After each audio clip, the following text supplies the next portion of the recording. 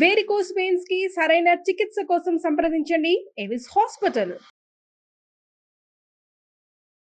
నమస్తే రమ్మగారు. నమస్తే రమ్మగారు, మనం తిరుమల తిరుపతి దేవస్థానానికి సంబంధించి చాలా విషయాలు మాట్లాడుతూ ఉన్నాం కదా. శేషాచలం కొండకి వెంకటాచలం అనే పేరు ఎలా వచ్చిందండి? వెంకటగిరి, వెంకటగిరి అని వెంకటాచలం అంటాం. వెంకటాచలపతి స్వామివారి పేరు. వెంకటగిరీచుడు, అన్నిటికీ వెంకట వెంకట వస్తుంది. వెంకట అంటే ఏంటంటే, వేమంటే పాపములను కత్తిరించేది అని, పాపాలు తొలగిస్తుంది. అందుకనే శేషాచలంగా ఉన్నటువంటి ఆ కొండ పర్వతానికి వెంకటాచలం అని పేరు వచ్చింది. ఈ పేరు రావడానికి ఒక పూర్వగాథ ఒకటి చెప్తారు. శేషాచలం కొండ ఏర్పడిన తర్వాత కాలంలో జరిగిందే అనమాట ఇది. పక్కన కాళహస్తి పట్టణం ఉంది, తిరుమలకి దగ్గరలోనే కదా.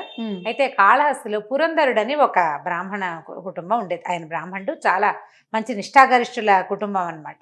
ఆయనకి మాధవుడని ఒక కుమారుడు ఉన్నాడు. అయితే చాలా పద్ధతిగా ఉండేవాళ్ళు.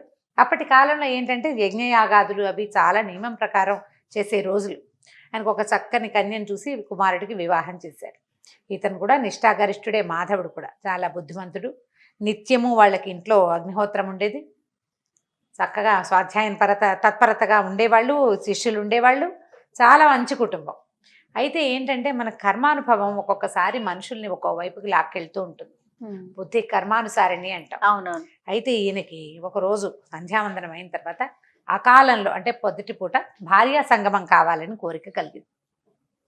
ఆ కాలం ఏంటంటే ఈ ప్రాజాపత్య బ్రహ్మచర్యం అనేవాళ్ళు. అంటే ఏమిటంటే ఈ మనుషులు వివాహం చేసుకున్న వాళ్ళు సంతానం కోసమే భార్యలతోటి ఉండాలి, కానీ ఇలా ఎప్పుడు పడితే అప్పుడు భార్యా సంగమం కోరుకోకూడదు. పైగా అకాల సంగమం నిషిద్ధం. పగటి వేళ, సాయంకాలం వేళ సంగమం పనికిరాదు. మంచి పిల్లలు పుట్టరని, సమాజానికి కూడా అది మంచిది కాదని, అసలు దివా సంగమం పూర్తి నిషేధం అనమాట. పగటిపూట ఇలాంటివి చేయకూడదు. అయితే ఈయన ఏం చేశాడు, భార్యని అడిగేసరికల్లా ఆమె భర్త మాట కాదనలేకపోయింది.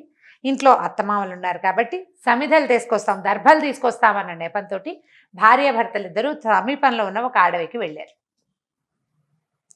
ఇంట్లో కాకుండా దంపతులు వేరే చోట, అది కూడా ఇలాంటి అడవుల్లోనూ అక్కడ సంగమం మరీ తప్పు.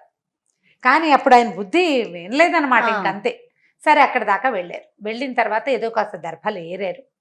అయితే ఈయన భార్య పొందు కోరే సమయానికి ఒక ఆవిడ, ఒక ఆటవిక స్త్రీ అటు వెళ్తూ కనపడింది, ఒక కన్య. అమ్మాయి పేరు కుంతల, మహాసౌందర్యవతట. ఈయనకి ఆ అమ్మాయి మీద మనసు అయింది. నీకు మొదట వచ్చిన మనసే తప్పు, ఒక్కసారి బుద్ధి పెడద్రోవ పడితే ఇక దిగి వెళ్ళిపోతుంది అంతే.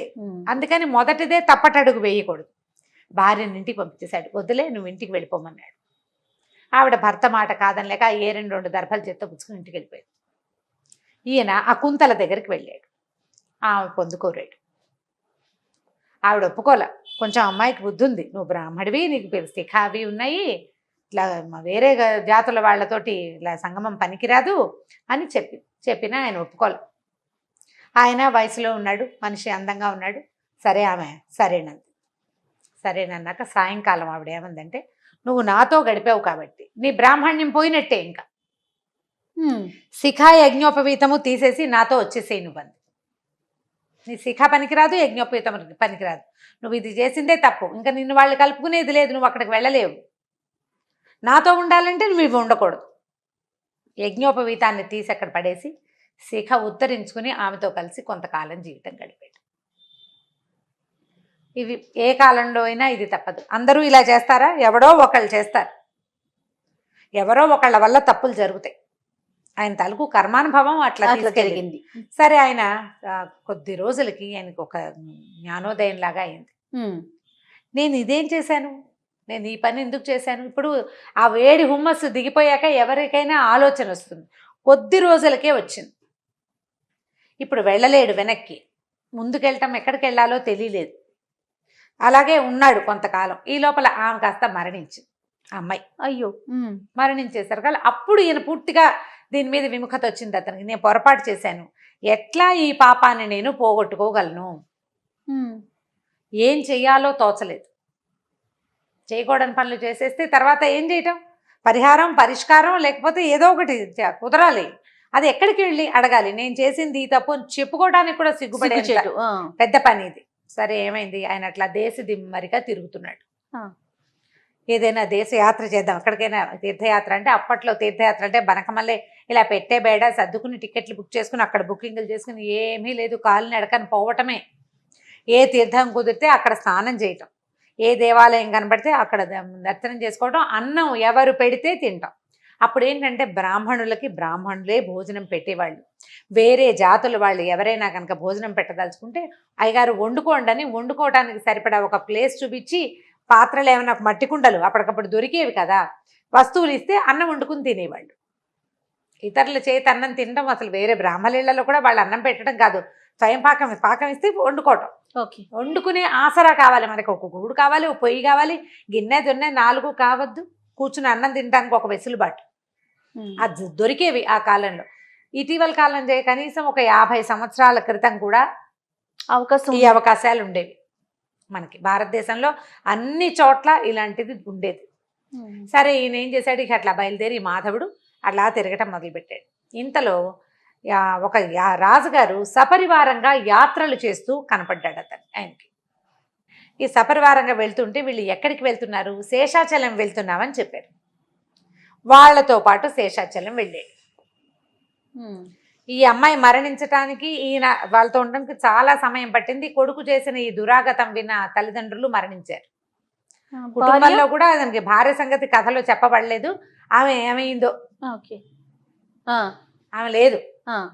సరే ఇతను ఏం చేశాడు, వాళ్ళతో పాటు వెళ్తే వీళ్ళంతా రాజుగారు కపిల తీర్థం దగ్గర విడిది చేశారు.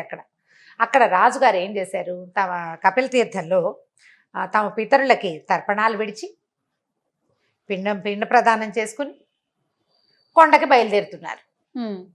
అప్పట్లో శేషాచలమే. అప్పట్లో ఈ కొండకి వెళ్ళే దారి కపిల తీర్థం పక్క నుంచే ఉండేది. కపిల తీర్థాన్ని దర్శనం చేసుకుని వెళ్ళేవాడు. ఇప్పుడు కూడా కొంచెం దగ్గరే ఉంది, అలిపిరి కపిల తీర్థం కొంచెం పర్వాలేదు. అప్పుడు దాన్ని ఆనుకుని కొండకి మార్గం ఉండేదన్నమాట. అయితే వీళ్ళు చేస్తున్నది చూసి ఈయన కూడా ఏం చేశాడు, ఆ కపిల తీర్థంలో స్నానం చేసి, ఏమీ ఆధారం లేదు ఆయన దగ్గర, ఆసరా లేదు, పిండాలు పెట్టాలంటే ఏదైనా పెట్టాలా, మృత్పిండాలు మట్టితోటి పిండ ప్రదానం చేశాడు తాత తండ్రులకి. పిండ ప్రదానం చేసుకున్నాడు. సరే ఇప్పుడు కనీసం ఇదైనా నేను చేయగలిగాను అనుకున్నాడు. అక్కడి నుంచి వాళ్ళతో పాటు కొండెక్కడానికి బయలుదేరాడు. మొత్తం పరివారం అంతా ఎక్కుతుంది. ఈయన ఎప్పుడైతే కపిల తీర్థంలో స్నానం చేశాడో, పిండ ప్రదానం చేశాడో, అతని పితృదేవతలు కరుణించారు, అతన్ని కొండ ఎక్కనిచ్చారనమాట. ఈ కొండ మీదకి ఇట్లా కాలు పెట్టేశారు కల్లా పెద్ద వాంతి అయిపోయింది అతనికి. ఎంత పెద్ద వాంతి అయిందంటే అసలు ఆ దుర్గంధం కొండంతా వ్యాపించిందిట. కాసేపు వాంతి అయిపోయి పడిపోయాడు ఈయన. ఆ వాంతి రూపంలోనే అతను చేసినటువంటి అన్ని పాపాలు హరించబడ్డాయి. మామూలుగా కాదనమాట. అక్కడి నుంచి మెల్లిగా లేచి వాళ్ళతో పాటు కొండెక్కాడు. స్వామిని దర్శనం చేసుకున్నాడు. దర్శనం చేసుకుంటే అక్కడికి వెళ్ళేసరికల్లా విపరీతమైన దుఃఖంతో ఉద్వేగంతో ఏడ్చాడట ఆయన స్వామి ముందు. మహా దుఃఖం, నేను జీవితాన్ని పోగొట్టుకున్నాను, అన్నీ తప్పులే నేను చేసినవి, ఎట్లా ఇందులోంచి నేను బయటపడతాను అంటే, ఈ కొండ ఎక్కిన దగ్గర నుంచే నీ పాపం పటాపంచలైపోయింది. ఆకాశవాణి వినపడిందట. ఇదే ప్రాంతంలో సుధర్ముడికి కుమారుడుగా ఆకాశరాజుగా జన్మిస్తావు నువ్వు. నీ కడుపున లక్ష్మీదేవి మహాలక్ష్మి అంశస్వరూపంగా అమ్మాయి జన్మిస్తుంది. ఆమెని శ్రీనివాసుడికే ఇచ్చి వివాహం చేస్తావు. అబ్బా, అప్పుడు నీ పూర్తిగా ఇది పుణ్యలేశం అంతా అప్పుడు నీకు పరిపక్వం చెందుతుంది అని చెప్పేసి ఆయన ఆ ఆకాశవాణి వినపడింది. చాలా కాలం శేషాచలంలోనే గడిపి గడిపి గడిపి అంత్యంలో అంటే స్వామి సన్నిధిలోనే మిగిలిన జీవితం అంతా గడిపాడనమాట ఆయన. అక్కడ ఆయన మరణించిన తర్వాత సుధర్మునికి కుమారుడైన ఆకాశరాజుగా జన్మించాడట. ఇట్లా తాకగానే పాపాలని పోగొడుతుంది కాబట్టి అప్పటి నుంచే ఈ శేషాచలం కొండకి వెంకటాచలం అని పేరు వచ్చింది. వెంకటము అంటే పాపములను తొలగించు కొండ. అన్ని తప్పులు చేసినా చూడండి రమ్మగారు, స్నానం చేసి ఆ కొండ ఎక్కగానే అంటే ఆయన అయిపోయింది. అతని కర్మ మొత్తం క్షయం అయ్యింది అప్పటికి. ఆ కర్మక్షయం కావటం వల్లే ఆయన కొండ ఎక్కగలిగాడు. ఆ కొండ ఎక్కి దర్శించి ఇంకా మొత్తం జీవిత శేషం అంతా కూడా తిరుమలలోనే అక్కడే గడిపారు. శేషాచలం కొండలోనే ఉండిపోయాడు. ఆ తర్వాత ఆయనకి మరణానంతరం ఇలాంటిది లభించింది. మహద్భాగ్యం కదా, ఎంతో మహద్భాగ్యం. అంటే ఆయనకి పురాకృత పుణ్యాలు చాలా ఉన్నాయి. కర్మశేషం వల్లే అతనికి ఇట్లాంటిది జరిగిందనమాట. ఈ పాపం తీరిపోయాక ఆయనకి ఆ అవకాశం వచ్చింది. ఆయనకి సాక్షాత్తు భగవంతుడికి మామగారు అయిపోయాడు. ఎంత అదృష్టవంతుడు. అప్పటి నుంచే కొండని వెంకటాచలం అని, ఆహా. వెంకటగిరి అని, స్వామివారిని వెంకటనాథుడు అని అనడం మొదలుపెట్టారు. ఈ వెంకటము ఎంత ప్రత్యేకమైన పదం అంటే మొత్తం అన్నమాచార్య కీర్తనలు అన్నిట్లలోనూ వెంకట ముద్రే ఉంటుంది. అవును. ప్రతి దాంట్లోనూ చివరి అదే కనిపిస్తుంది. పాపాలని పోగొట్టే కొండ, పాపాలని పోగొట్టేటువంటి భగవత్ స్వరూపం కాబట్టి వెంకటేశ్వర స్వామిని మనం వెంకట ఈశ్వరుడు అని కొలుస్తామన్నమాట. అది కథ. చాలా బాగుంది రమ్మగారు. నమస్తే. నమస్తే చెయ్యి.